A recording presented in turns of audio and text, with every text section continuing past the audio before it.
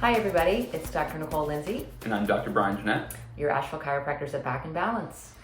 Today we want to talk to you about keeping your spine moving and how important that is. So why is spinal movement so important? Well, we've known that it's important since even the time of the ancient Greeks. They knew that movement and they knew that physical exercise was good for your brain. And this has translated into many thousands of years into what we do today. Scientists are now proving that your movement is one of the key factors in brain health. So not only do we want to keep our spine moving to prevent injury, to reduce your back pain, but also to enhance how your brain functions. Absolutely. So if you want to look after your spine, you're also going to give some love to your brain as well. So we want to talk about 3 important factors that your spine has to do with your brain.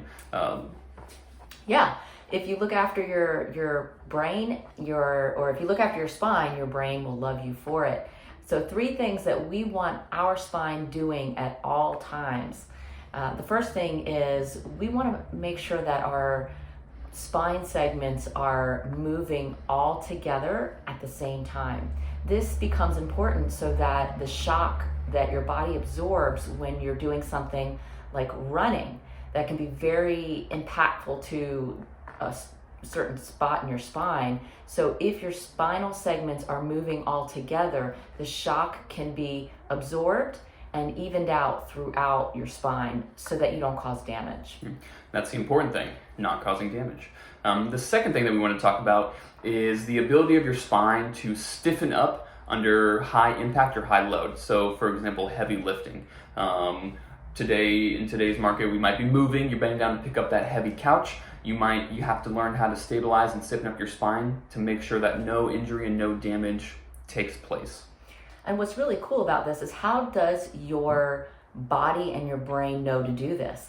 You're not actively telling yourself, tighten up or loosen up or move together. Well, this happens because of your brain's ability to communicate with the muscles in your body and your muscles' ability to communicate to your brain back and forth. It's this high connectivity between your brain, between the muscles via your nervous system, and there's so many branches of nerves that go out from your brain to these muscles that it's perfectly timed like a symphony. So your brain is constantly activating those spinal muscles to do the right thing, and that is why it's important to have your brain functioning at 100%. The third thing that we want our spine doing at all time is to be able to reflexively respond at any given moment to a movement or a change in posture or a change in position so that you don't fall, so you don't lose your balance and so you don't get hurt.